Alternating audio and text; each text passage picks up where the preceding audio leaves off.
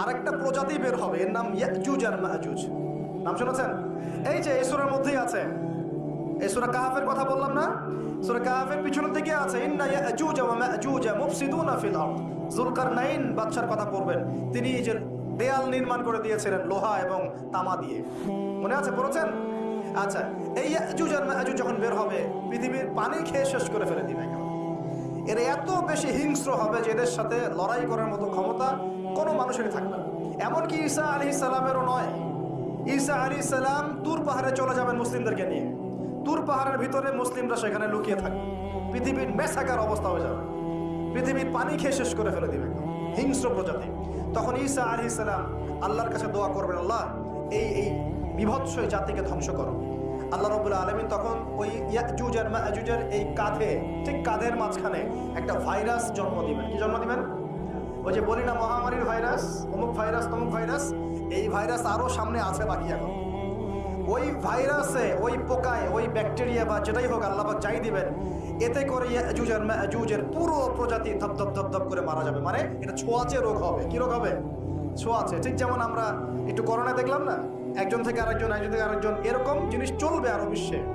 আর এখনকার নতুন রিসার্চ হচ্ছে ওই সাইবেরিয়া অঞ্চলের যে বরফগুলো আছে না, ওর নিচে এই 1 লাখ বছর, 1.5 লাখ বছর, 2 লাখ বছর আগের ভাইরাসগুলো নতুন করে জায়গা শুরু করেছে। হ্যাঁ, এগুলো বিজ্ঞানীরা বলছেন যে এগুলো আবার কোন দিন জানি পৃথিবীতে আত্মপ্রকাশ করা শুরু হয়। সবকিছুই ঘটবে। বিশ্বটার খুব রহস্য আছে, বিশ্বটার অনেক রহস্য আছে। আল্লাহ পাক এগুলো খেলার ছলে সৃষ্টি করেন নাই, পরীক্ষা। লিয়াবলুয়াকুম আইয়ুকুম আহসানু আমালা, আল্লাহ পাক বলেছেন। এরপরে ইয়াজুজ আর মাজুজের সব প্রজাতি মারা যাবে। নবীজি বলছেন জমিনে কোনো জায়গায় ফাঁকা থাকবে না, সমস্ত জায়গাতেই ওদের দেহ পড়ে থাকবে। আল্লাহু আকবার। এরপরে ঈসা আলাইহিস সালাম আল্লাহকে বলবেন, আল্লাহ জমিনটাকে পবিত্র করে দাও। আল্লাহ পাক কি করবেন জানেন? বড় বড় নখরওয়ালা, বড় বড় নখ আছে, নখ দেখেছেন? বড় বড় বড় নখওয়ালা একটা স্পেশাল প্রজাতির পাখি আল্লাহ পাঠাবেন। কি পাঠাবেন? পাখি। এটা কোন পাখি, কি নাম আমরা জানি না, মহাবিশ্বের কোন জায়গা থেকে আসবে তাও জানি না, পৃথিবীতে আছে কিনা তাও জানি না, আল্লাহ পাঠাবেন। আবাবিল, তয়রুন আবাবিল, যখন আল্লাহ পাখি পাঠিয়েছিলেন না, ওয়ারসালা আলাইহিম তয়রুন আবাবিল। আসলে ওই পাখির নাম কিন্তু আবাবিল না, আবাবিল মানে হচ্ছে ঝাঁকে ঝাঁকে। তো ওই পাখি কি আর দেখা গেছে? ওই রকম করে পাথর কেউ নিক্ষেপ করেছে? আর ঠিক এরকম করে বিশ্ববাসীরা দেখবে একটা ডালিমের নিচে একটা পরিবার আশ্রয় নিতে পারবে। এত স্পেসিফিকলি বলা হয়েছে হাদিসগুলোতে। নবী সাল্লাল্লাহু আলাইহি সাল্লাম বলেছেন যে 10 জন ঘোড়সওয়ার, কয়জন ঘোড়সওয়ার? 10 জন ঘোড়সওয়ার বের হবে ইমাম মাহদির সময়, যারা খোঁজ নিতে যাবে যে দেখি দাজ্জাল বের হয়েছে কিনা। ঘোড়ায় করে খোঁজ নিতে যাবে, দেখি দাজ্জাল বের হয়েছে কিনা। ওই 10, নবীজি বলছেন আমি ওই 10 জনের নামও জানি, ওদের বাবার নামও জানি। সুবহানাল্লাহ। এত স্পেসিফিক জ্ঞান দেওয়া হয়েছে আল্লাহর পক্ষ থেকে নবী সাল্লাল্লাহু আলাইহি ওয়াসাল্লামকে। তার হাদিস থেকে বলছি, ডালিমের নিচে পরিবার আশ্রয় নিতে পারে। তো অনেকে হয়তো হাসবে, কি বলে এটা উল্টা পাল্টা কথা, তাই না? নাস্তিকরা মনে করতে পারে যে হাসবে, আরে হাহারি এক দিয়ে রেখে দেবে। এখন মানুষ ফেসবুকের মতো চিন্তা করে, ফেসবুকের মতো হাসে, ফেসবুকের মতো কাঁদে। মানুষ এখন রোবটিক হয়ে গেছে। ঠিক আছে? আচ্ছা, তো এরপর কি? এরপরে বরকতের এই সময়টা শেষ হয়ে যাবে কখন? যখন মানুষ আবার সেই জিনা, পাপ, শিরক, কুফর এগুলোতে লিপ্ত হবে। আল্লাহ রাসূল বলছেন এমন একটা মানুষও বাকি থাকবে না, একটা মানুষও না যে খালি লা ইলাহা ইল্লাল্লাহ কালিমাটা পড়তে জানে, এমন একটা মানুষও বাকি থাকবে না। বলেন নাউজুবিল্লাহ। ওরা হবে এই পৃথিবীর সবচেয়ে নিকৃষ্ট মানুষ। ওদের চেয়ে নিকৃষ্ট কোনো মানুষ এই পৃথিবীতে হবে। এখনো কি এরকম সময় আসে নাই? এখন কি লা ইলাহা ইল্লাল্লাহ আছে না? আছে, হ্যাঁ, হয়তো তার পূর্ণাঙ্গ প্রয়োগটা নাই, কিন্তু কালিমা তো আছে কিনা? তখন নবীজি বলছেন এমন একটা যুগ আসবে যে লা ইলাহা ইল্লাল্লাহ বলার মতো একটা মানুষ খুঁজে পাওয়া যাবে না। আর মানুষ রাস্তাঘাটে কুকুরের মতো জিনা করবে। রাস্তাঘাটে কুকুর যেমন সঙ্গম করে না রাস্তাঘাটে, ওই রকম করে মানুষ রাস্তাঘাটে জিনা করবে। ওই সময়ে আল্লাহ রাব্বুল আলামিন পশ্চিম দিক থেকে সূর্য উঠাবে। কোন দিক থেকে? সূর্য সত্যি সত্যি পশ্চিম দিকে উঠবে। পৃথিবী একদিকে ঘুরছে না এখন, কে জানে আল্লাহ পাক পৃথিবীর ঘূর্ণন থামিয়ে উল্টা দিকে ঘোরাতে পারেন না? অবশ্যই পারেন। আল্লাহ পাকের জন্য এটা খালি বলা, কুন ফায়াকুন, হয়ে যাও ব্যাস। আমি কয়েকদিন আগে রিপোর্ট দেখেছি, পৃথিবীর নিচে কিন্তু আগুনের স্তর আছে। আচ্ছা, জানেন তো পৃথিবীর নিচে আগ্নেয়গিরিগুলো আছে। পৃথিবীর ভিতরে একটা ঘূর্ণন হয়, সেই ঘূর্ণনের দিক পরিবর্তন হচ্ছে দিন দিন, এমনটা রিপোর্ট এসেছে। দেখেন, আপনি ইন্টারনেট ঘাটাঘাটি করেন, দেখেন। আর অনেকে রিপোর্ট করছে যে পৃথিবী আগে যে গতিতে ঘুরতো, এখন পৃথিবীর ঘূর্ণন গতি একটু বেড়ে গেছে। দেখেন রিপোর্ট দেখেন, ঘূর্ণন গতি বেড়ে যাওয়ার মানে হচ্ছে টাইম দ্রুত পাস করবে। আর শেষ জামানার হাদিস এটাও আছে যে সময় দ্রুত পাস করবে, আছে না? এটা হাদিস আসছে। তো প্রিয় ভাইরা, এই সময় মানুষ খারাপ হওয়া শুরু করার পরে এমন খারাপ হবে, আল্লাহর নাম নেওয়ার মতো কোনো মানুষ থাকবে না, আল্লাহ আল্লাহ বলার মতো কোনো মানুষ থাকবে না। তখন পশ্চিম দিক থেকে সূর্য উঠবে। কিভাবে কিয়ামত হবে? নবীজি বলছেন, একজন ব্যক্তি পানি খাওয়ার জন্য পাত্রটাকে মুখের সামনে নিবে, পানি গিলতে পারবে না, কিয়ামত হয়ে যাবে।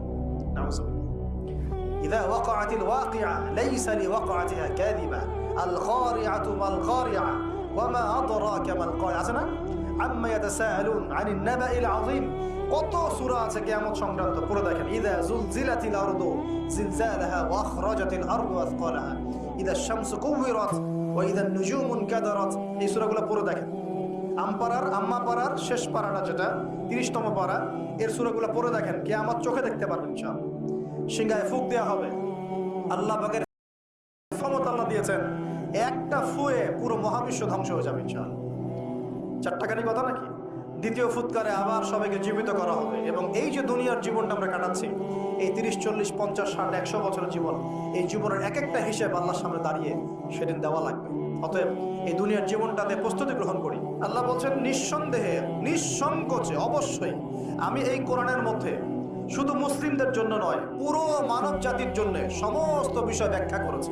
আল্লাহ পাক বলেছেন, শুধু মুসলিমদের জন্য, পুরো মানব জাতির জন্য যত বিষয় প্রয়োজন আমি আল্লাহ এই কোরআনের মধ্যে ব্যাখ্যা করেছি। কে বলেছেন? আল্লাহ কি মিথ্যা কথা বলেন? তার রাসূল কি মিথ্যা কথা বলেন? তাহলে আমাদের মানতে সমস্যা কোথায়? মানতে কি সমস্যা? এই যে বললাম, যদি আমরা ইকোনমিক সেকশনে সমৃদ্ধি চাই, একটা স্টেবিলিটি চাই, অবশ্যই যাকাত ইম্পোজ করতে হবে। যাকাত ছাড়া অর্থনৈতিক সাম্য আসবে না। মনে করেন বাংলাদেশে মনে করেন যে 1 কোটি মানুষের উপরে যাকাত ফরজ। কথার কথা বলছে, কথার কথা।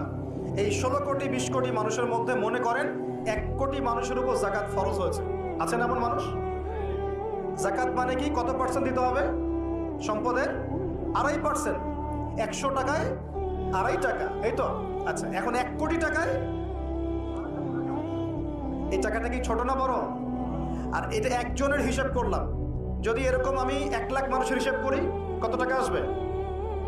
এই টাকা দিয়ে আপনি কি করতে পারবেন? নিঃসন্দেহে আপনি দরিদ্র মানুষের সেবা এটা কাজে লাগাতে পারবেন। যাকাতে যে 8টা খাত আছে না? কটা খাত? 8টা খাতে সুষ্ঠু বন্টন করলে দেখবেন সমাজে একটা গরিব মানুষও থাকবে না ইনশাআল্লাহ। সবাই খেয়ে পরে বাঁচবে ইনশাআল্লাহ। এই কাজটা করবে কি? কে উদ্যোগ নেবে? আচ্ছা, এই যাকাত কি শুধু 1 বছরই আসবে না প্রতি বছর আসবে? এই জিনিসগুলো বুঝতে হয়। ইসলাম শুধু আমরা এই গতানুগতিক মুখস্থ করে পড়লেই হবে না, কোরআন সুন্নাহকে বাস্তবে প্রয়োগ করতে হবে। আল্লাহ পাক তৌফিক দান করুন। রমজান মাসে অবশ্যই অপচয় কমিয়ে দিবেন, প্রতিবেশী আত্মীয়দের খোঁজ নিবেন, নিজের যতটুকুতে হয়ে যায় এর বেশি খরচ করতে যাবেন না, অন্যের জন্য ওটা সাদকা করে দিবেন। আর কি করবেন? যাকাত দিবেন। যাকাত দিলে আরো 10-20টা মানুষ না খেয়ে মরবে না, ওরা খেয়ে পরে বাঁচবে ইনশাআল্লাহ। এর উপর আছে সাদাকাতুল ফিতর, আছে না? সাদাকাতুল ফিতর আমরা দেই। এগুলো আল্লাহ পাক কেন দিয়েছেন? এগুলোকে আল্লাহ পাক শুধু ইবাদতের জন্যই দিয়েছেন? এগুলো করলে তো নেকি হয়, আল্লাহ সন্তুষ্টি পাওয়া যায়, দুনিয়াতেও সাম্যের অর্থনীতি প্রতিষ্ঠা হয়, এই কারণে দিয়েছেন। আল্লাহ পাক এমনি এমনি দিয়েছেন নাকি? এই যে আপনি 5 ওয়াক্ত নামাজ পড়ছেন, নামাজ পড়লে তো নেকি হচ্ছেই, আধ্যাত্মিকত্ব পাচ্ছেন, আল্লাহ সন্তুষ্টি পাচ্ছেন, আপনার শরীরও ভালো থাকবে, থাকবে না? আপনি ওযু করছেন, ওযু করলে নেকি হয় না? গুনাহ ঝরে যায় না? একই সাথে আপনি বিভিন্ন রোগ ব্যাধি থেকে বেঁচে থাকবেন ইনশাআল্লাহ। আপনি পরিষ্কার পরিচ্ছন্ন আছেন। প্রত্যেকটা কাজের পিছনে দুনিয়াবি উপকারিতাও কি আছে না? এই যাকাত ভিত্তিক অর্থনীতির মধ্যে এই দুনিয়াবি উপকারিতা আছে। এগুলো কে বুঝাবে? ওয়াজ মাহফিল তো কোনো কোনো ক্ষেত্রে এখন হয়ে যাচ্ছে সার্কাসের মঞ্চ। আর এগুলো দুটো কারণে সারা দেশে এখন ভাইরাল হচ্ছে। দুটো কারণ। একটা হচ্ছে আমাদের একটা নিচু মানসিকতা আছে আমাদের মধ্যে, সেটা হচ্ছে আমরা হচ্ছে ট্রল প্রিয় জাতি। আমরা ট্রল করতে বেশি ভালোবাসি, মজা করতে বেশি ভালোবাসি, মজা ফান ইয়ারকি ফাইজলামি করতে আমরা বেশি ভালোবাসি। এটা একটা আমাদের দোষ। আরেকটা দোষ হচ্ছে আমরা চিলে কান নিল টাইপের মানুষ। যা প্রচার হয় চিলে কান নিল, ব্যাস দৌড় শুরু করে দিল, যাচাই বাছাই করার কোনো প্রয়োজন নেই। আর অহেতুক সমালোচনা করতে বেশি পছন্দ করি আমরা, এবং ইস্যু পাগল জাতি। ইস্যু একটা দিল, ব্যাস দৌড় শুরু। একটা ইস্যু দিবে, ওইটার পিছনে দৌড়াবে, 7 দিন দৌড়ানোর পর হাফসায় যাবে, তারপর নতুন একটা ইস্যু আসবে, তারপর তার পিছনে দৌড়াবে। এতে করে মূল যে জায়গায় ফোকাস করা দরকার ওখান থেকে আমরা সরে গেছি। মূল জায়গা আপনাকে দেখাবো। মূল জায়গা হচ্ছে ফিলিস্তিন। শেষ জামানার সবচেয়ে ইম্পর্টেন্ট জায়গা হচ্ছে প্যালেস্টাইন। শেষ জামানার যত বড় বড় ঘটনাগুলো ঘটবে, ইমাম মাহাদির আগমন, মুসলিম বাহিনীর বিজয়, জেরুজালেম পুনরুদ্ধার, ইসলামিক খেলাফত প্রতিষ্ঠা, ঈসা আলাইহিস ইসলামের আগমন, সব ওই জায়গাকে কেন্দ্র করে। সবকিছুই ওখানেই দাজ্জাল বের হবে, দাজ্জালকে আবার মারাও হবে সেখানে, সবকিছু ওখানে। কিন্তু ওই দিক থেকে মুসলিমদের দৃষ্টি ফোকাস করে অন্যদিকে সরিয়ে দেওয়া হচ্ছে। আমি পড়ে আছি যে ট্রল নিয়ে, সমালোচনা নিয়ে, একে অপরের গীবত নিয়ে, কে কার পিছনে লাগবে, কে কাকে অনলাইনে ধুয়ে দিবে, এগুলোই কাজ হয়ে যাচ্ছে দিন দিন। এই কাজগুলোর মধ্যে ভালো কাজগুলো ঢাকা পড়ে যাচ্ছে। ভালো কাজ যে হচ্ছে না তা নয়, তো ভালো কাজগুলো এই কাজগুলোর মধ্য দিয়ে ঢাকা পড়ে যাচ্ছে। এটা আপনারা বুঝতে পারছেন না। একজনকে ট্রল করতে করতে বানিয়ে দিয়েছেন আলেম, একজন কমেডিয়ান তাকে বানিয়ে দিয়েছেন আলেম, আরেকজনকে বানিয়ে দিয়েছেন এমপি, আর কয়েকদিন আরেকটু হলে এমপি হয়ে যেত ট্রল করতে করতে। এই চলছে। তা আমাদের এই মানসিকতা পরিবর্তন করার দরকার নাই? কোরআন সুন্নাহ কি খালি এখানে থাকবে, আমরা তেলাওয়াত করব এই জন্যই, নাকি বাস্তবে প্রয়োগ করতে হবে? এই রমজান মাসে নিয়াত করেন। আসন্ন রমজান কেন কথা বলছি? কারণ রমজান কিন্তু বেশি দিন নাই, কয়দিন আছে? 1 মাস 1.5 মাসও বাকি নেই। আপনাকে প্ল্যান করতে হবে, আধ্যাত্মিক পরিকল্পনা করতে হবে যে রমজান সামনে আসছে, এই রমজানে ইনশাআল্লাহ আমি আল কোরআন পুরোটা খতম দেবো ইনশাআল্লাহ। রমজান মাস আসার আগেই 5 ওয়াক্ত নামাজ আমি শক্ত করে ধরবো, যেন রমজানে আমি 5 ওয়াক্ত নামাজ জামাতে পড়তে পারি। রমজান মাস আসার আগেই কোরআন তেলাওয়াত যদি করতে না জানি, তেলাওয়াত করা শিখে নিতে হবে ইনশাআল্লাহ। রমজান আসার আগেই নিয়াত করে নেব যে এই রমজানে ইনশাআল্লাহ আমি প্রত্যেক দিন তারাবি জামাতে পড়বো ইনশাআল্লাহ, এবং খতম তারাবি পড়বো ইনশাআল্লাহ। রমজান মাসে যারা কোরআন আরবি জানি টুকটাক আমরা ভাঙাচোরা, আমরা কোরআনটাকে শুরু থেকে শেষ পর্যন্ত অর্থ সহ পড়বো ইনশাআল্লাহ।